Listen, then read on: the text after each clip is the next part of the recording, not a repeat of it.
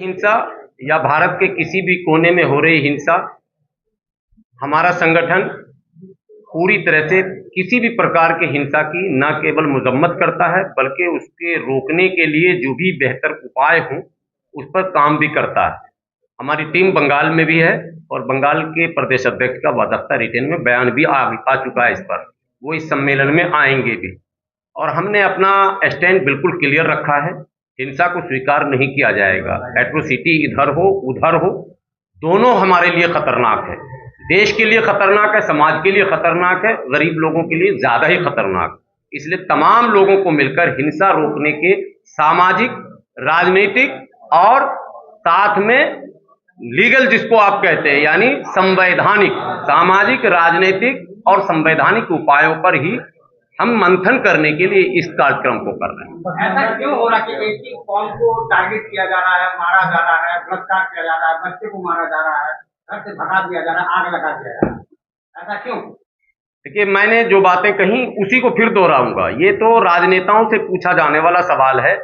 हमारा संगठन सदैव प्यार, मोहब्बत, अमन, चैन, सुकून, भाईचारा और अधिकार की बात करने कहता है। हम सदैव कहते हैं आप रोजी रोटी, पढ़ाई लिखाई, दवाई कमाई की बात करें, सड़क बिजली की बात करें, शिक्षा की बात करें, स्वास्थ्य की बात करें, ताकि इसमें धर्म आए नहीं।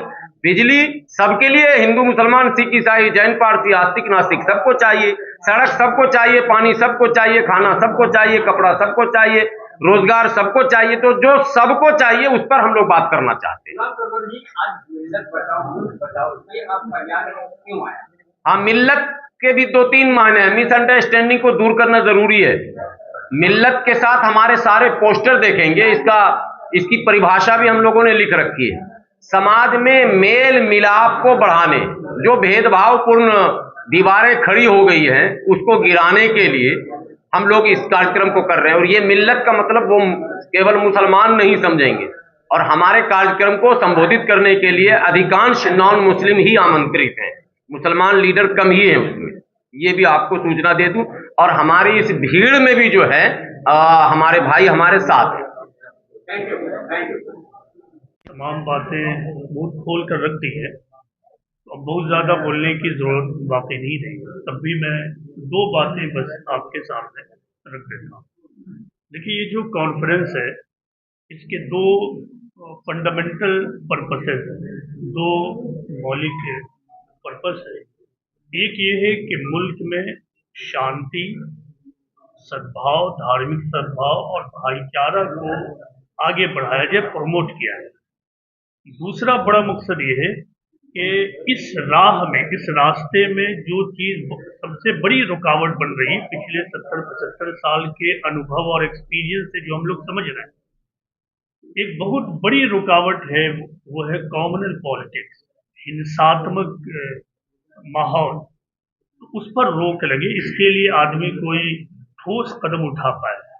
तो ये बुनियादी मकासद है। मैं आपके सामने देखिए दो कोट्स इंडिया के दो बड़ी पर्सनालिटी की रखना चाहता हूँ। एक है स्वामी विवेकानंद। आपको मालूम है कि वो भारत के बहुत बड़े सेंट गुजरे हैं और उन्होंने ग्लोब के ऊपर इंडिया को रिप्रेजेंट किया। 1893 में उन्होंने world parliament of religion Chicago में एक बहुत ही जबरदस्त लेक्चर दिया था। उस लेक्चर का एक हिस्सा ये था, उन्होंने कहा था कि sectarianism, bigotry and its horrible descendant fanaticism have long possessed this beautiful earth.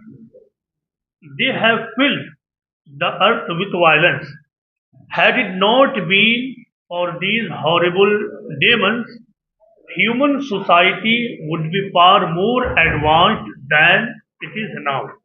इसका मतलब ये था कि सेक्टेरियनिज्म, बाइगट्री, फिरका परस्ती और इसकी जो खौफनाक औलाद है वो क्या, फैनाटिसिज्म, धार्मिक जुनून, इसने हमारी पूरी जमीन को नफरत से, हिंसा से भर दिया है। अगर ये धार्मिक जुनून ना होता तो आज ह्यूमन सोसाइटी जहां है उससे कहीं ज्यादा होती। इसी तरह देखिए, हिंदुस्तान के एक बहुत बड़े लीडर गुजरे हैं, वाजपेयी जी। आप तमाम लोग उनसे वाकिफ हैं। उन्होंने एक मौके से कहा था कि the ruler must follow rajdharma, the ruler must follow rajdharma. A king should not discriminate its between he subject, यानी रूलर को राजधर्म फॉलो करना चाहिए और उसे कभी भी अपनी रियाया और अवाम के दरमियान भेदभाव नहीं करना चाहिए धर्म की बुनियाद पर। तो हमारा जो पर्पस है इस कॉन्फ्रेंस का, ये जो हिंदुस्तान के बड़े लोग, सेठ, बड़े लीडर, उन्होंने मुल्क में कॉम्युनल हार्मोनी, धार्मिक सद्भाव, प्रेम को बढ़ाना चाहा, उसको हम लोग अब आगे और बढ़ाएं। क्योंकि देखिए ये बहुत कॉमन सेंस की बात है, कॉमन सेंस की बात। मुल्क क्या है? मुल्क एक घर है, देश एक घर होता है। अगर किसी घर में 5 व्यक्ति है, 5 इंडिविजुअल है, और उस 5 इंडिविजुअल में 2 इंडिविजुअल कमजोर है, तो घर कभी मजबूत नहीं होगा जितना वो हो सकता था। और अगर पांचों के पांचों इंडिविजुअल्स और व्यक्ति मजबूत है तो घर और मजबूत होगा। इसी तरह मुल्क में जितने, हमारा मुल्क क्या है? हमारा एक मुल्क एक गुलशन है, एक गार्डन है, एक ब्यूटीफुल गार्डन है। ऐसा गार्डन पूरी दुनिया में मौजूद नहीं है। यहाँ हिंदू भी है, सिख भी है, ईसाई भी, सभी धर्म के मानने वाले, एथीस्ट भी हैं जो किसी भी धर्म को नहीं मानते, ईश्वर को नहीं मानते, सब लोग यहाँ रहते हैं। ऐसी हालत में कोई एक भी अगर कमजोर पड़ जाए तो इसका सीधा प्रभाव मुल्क पर पड़ेगा। अगर यहाँ के व्यक्ति ताकतवर होते हैं तो मुल्क ताकतवर होगा। देखिए एक बात याद रखिए कि हमारा मुल्क भारत में सुपर पावर बनने की तमाम विशेषताएं और गुण मौजूद हैं।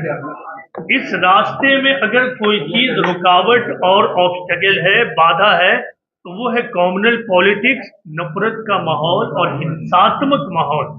अगर हम इसको रोकने में, कम करने में कामयाब हो गए तो यही इस मुल्क की तकदीर को बदल देगा।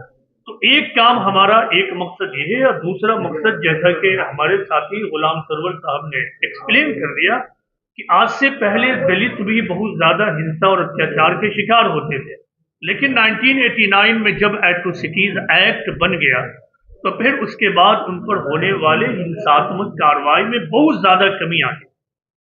इसी तरह बहुत सारे कानून यहाँ मौजूद ऑलरेडी हैं जिसके जरिया हिंसा फसाद को रोका जाए। बहुत सारी पॉलिटिकल पार्टीज मौखिक रूप से भी कहती है कि हम इनको प्रोटेक्ट करेंगे, हम उनको प्रोटेक्ट करेंगे, लेकिन 70 साल का एक्सपीरियंस ये बताता है कि मौखिक अनाउंसमेंट से अब तक कोई तब्दीली नहीं हुई।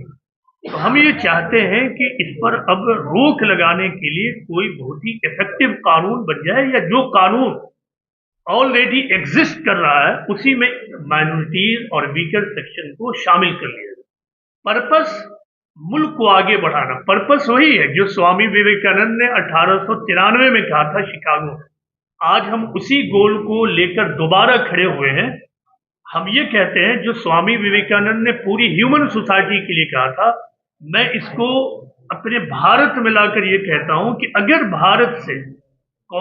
भारत में कॉम्युनल पॉलिटिक्स ना होती, हिंसात्मक सिचुएशन ना होती, तो आज भारत जहां है उससे कहीं ज्यादा आगे होता, कहीं ज्यादा आगे होता। तो आप तमाम लोग, आप मीडिया कर्मी, हम लोग, सब लोग मिलकर इस बात को आगे बढ़ाएं। हम आपका सहयोग चाहते हैं कि इस पॉजिटिव थॉट और पॉजिटिव थिंकिंग को आप लोग आगे बढ़ाइए, क्योंकि बगैर पॉजिटिव थिंकिंग और पॉजिटिव थॉट के, बगैर पीस के हम मुल्क को सुपर पावर नहीं बना सकते।